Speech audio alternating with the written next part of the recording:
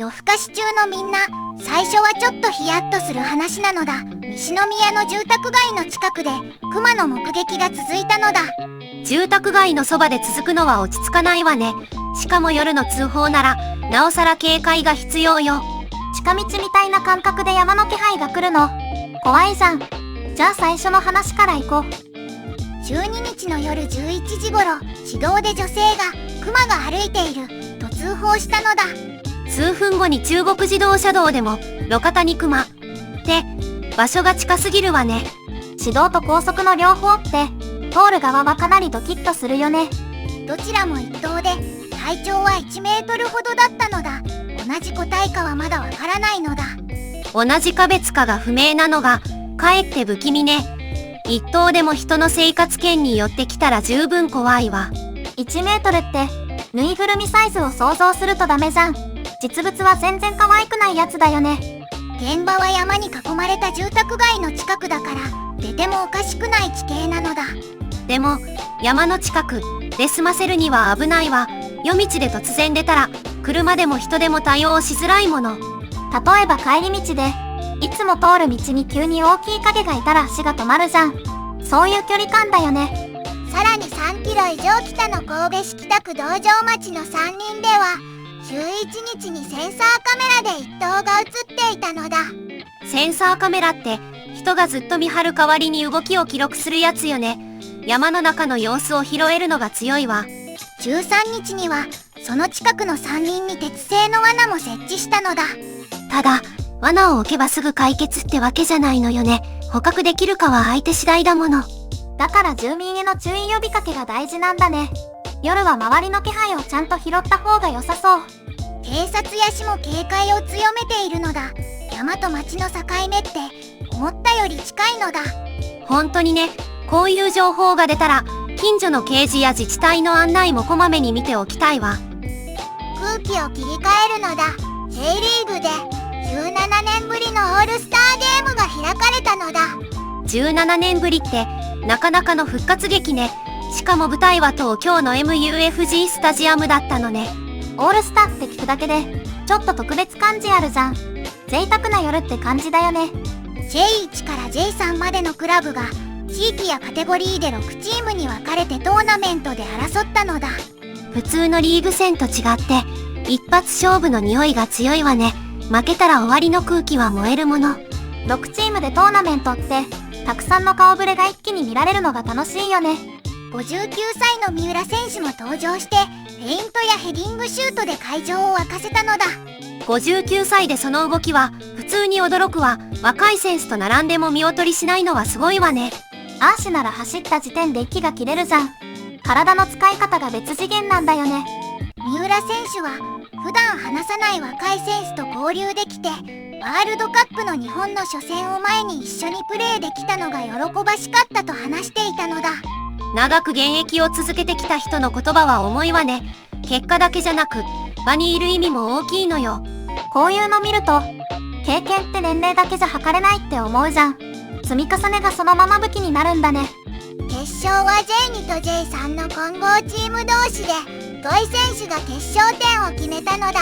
大会で最も印象的だった選手 MIP にも選ばれたのだ。 MIP はその大会で一番目だった人みたいな感じね。綺麗なゴールで決めきるのは気持ちいいわ。サポーターを楽しませたいって気持ちで決めるのいいじゃん。みんなならこういう夢の試合で誰を見たいってなる。アーシはやっぱり勢いある選手かな。最後に J リーグは秋春制への移行で次のシーズンは今年8月に全部のカテゴリーで開幕するのだ。次はかなり重たい話なのだ。アンソロピックが最新 AI モデルの提供停止を発表したのだ。名前だけ聞くと軽装でも中身は重いわね。しかもアメリカ政府の命令がきっかけなのね。 AI が止まるって普通に使ってる側からすると不安じゃん。急に道具を取り上げられる感じだよね。政府は国家安全保障を理由に外国人によるクロード、ルトス語とペーブル語へのアクセスを禁じたのだ。アクセスって要するに使う入り口を閉じるってことね。停止、サスペンション、かなり直接的だわ。だから会社は2つのモデルを全ての顧客に直ちに止めたのだ。それ、通知が来た瞬間に仕事の流れが止まる人もいそうじゃん。切り替えの準備、かなり大事だよね。しかも、ミュトスは、もともと悪用リスクが高いとして提供先をおよそ50に絞っていたのよね。今月に入って、その提供先はおよそ200まで広がっていたのだ。だから止まった範囲も気になるのだ。そこへ来ての停止は、タイミングが悪いわね。広げた直後に止まると、現場は戸惑うもの。アーシー、ここで気になったんだけど、もう一個のテーブル号も同じ扱いなんだよね。名前が違っても対策の線はまとめて見られるんだ。会社は政府の所管に具体的な詳細がなかったとも言っていて、誤解だと考えて早期再開を目指しているのだ。つまり会社側は納得していないのね。ルールの理由が見えないと、説明する側も受ける側も困るわ。そういう時って感情より先にどの範囲が止まるのかを確認したくなるじゃん。使ってる人ほどそこが一番気になるよね。 AI に詳しい教授は AI がある日突然使えなくなるリスクが表面化したと話していたのだ。そこで出てくるのが輸出規制ね。外に出す相手や範囲を絞るルールで AI も安全保障の対象になりうるってことよ。教授は特定の AI に依存せず複数を選べるようにすることが大切だとも指摘していたのだ。一つに頼り切ると止まった時に全部困るもんね。アーシも代わりがないアプリ、急に止まるとかなりこげるよ。国内では金融機関や企業が対象かどうか確認を進めているのだ。銀行やインフラ系では弱点を探す用途に使う動きもあったのだ。日本政府は状況を確認中で、日米財務省間の了解に変化はないとも片山財務大臣が投稿していたわね。すぐ大混乱って感じじゃないけど、影響の輪はじわっと広がりそうじゃん。使ってる人は代替手段を知っておきたいよね。こういう話を見ると便利さと安定って両方揃わないと困るのだ。コメント欄でもし急に使えなくなったらどうするかみんなの考えも聞きたいのだ。ここでずんだの豆知識なのだ。兵庫県は本州で北と南の両方の海に接している県なのだ。青森県と山口県を除くとここだけなのだ。へえ、そんなに横に長いのね。ニュースの熊の話ともつながる感じがするわ。